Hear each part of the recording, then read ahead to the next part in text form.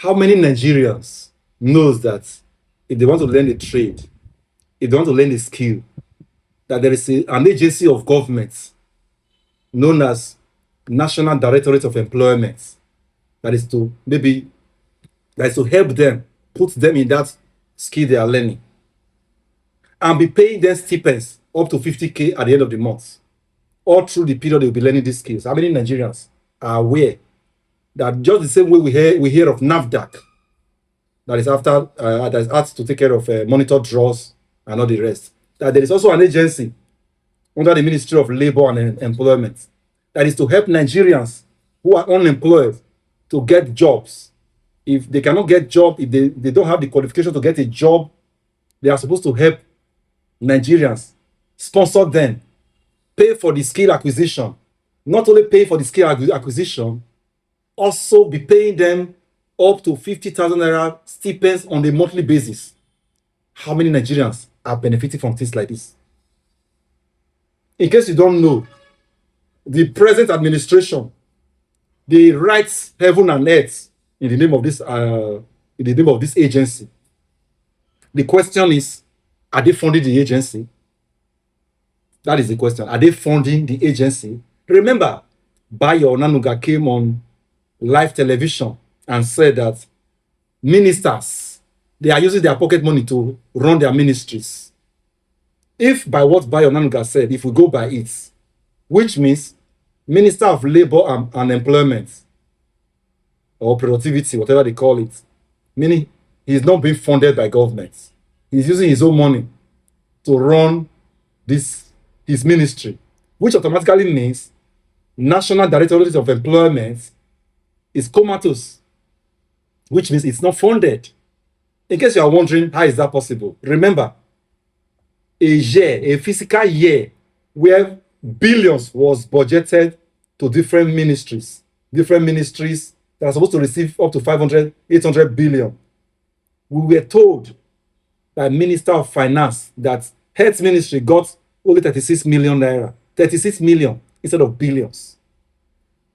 It's old news for me to tell you that Bola Ahmed Tinubu government, the APC-led Bola government, for the past 3 years, they are not funding ministries. They are not repairing roads. They are only awarding new ones. How will that government fund an agency like this? An agency that is supposed to take care of Nigerians directly. You remove subsidy. You are talking about you are doing engineering work. Engineering work that is not touching the lives of Nigerians directly. How can you now tell me this government has focus? This government have direction? How can the government that remove subsidy from 180 something naira per liter and now for is 132 naira, 125 naira, no, 1,250 naira, 1,300 naira for per liter foil? How can you tell me that government has focus? Look at the percentage difference from less than 200 naira to 1,250,000 naira, 1,250 naira. Look at the difference. What I'm saying is that this is a government that don't care about the people.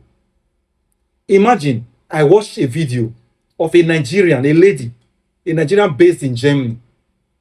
Do you know that this lady had a job in Germany? She told herself, this job is no longer convenient for me again. I need another job. She went to meet a government agency, which is equivalent to NDE, National Directorate of Employment. That agency helped that girl to discuss, okay, madam, what will you do now? The girl told them, I don't want to go for another job like this one I'm already doing. In case you want to confirm my story, go to Facebook, type Aproko bus driver. You will hear this story directly by yourself, for yourself. At the end of the day, this girl told this an equivalent of NDE, National Directorate of Employment. If you don't have a job as a citizen, you meet this government agency. They will help you look for a job. If you want to learn a trade, learn whatever you want to learn, they will sponsor you. They will pay for it. During the process, they will be paying you monthly salary. This girl said the government were paying her 2,000 euro. That is people's salary in Europe. They were paying her. They paid up to 60 million, equivalent of 60 million Nigerian money, for her to learn how to drive bus. During the period of driving this bus, like almost a year period, they were paying her £2,000 because she's a citizen, she has a family. If she wasn't having a family, she wasn't having a job at all, they would have been paying her €1,500. But because she has a family, they were paying her €2,000. Do you see how governments are involved, are participating in the welfare of the citizens?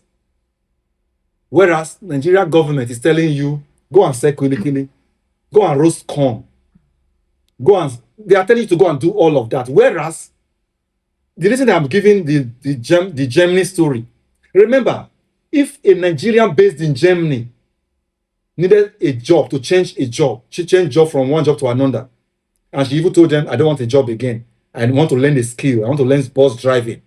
And they paid her all through the period of learning the bus driving. They paid for the skill acquisition, which is now her own skill, because they've trained her. She's now a qualified bus driver.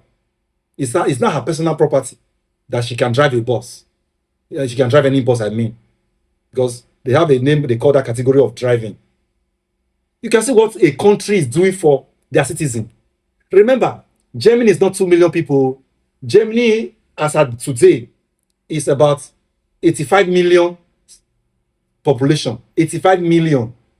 Out of the 85 million, the government cared for one who is even an immigrant.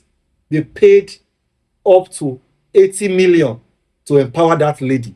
80 million Nigeria equivalent.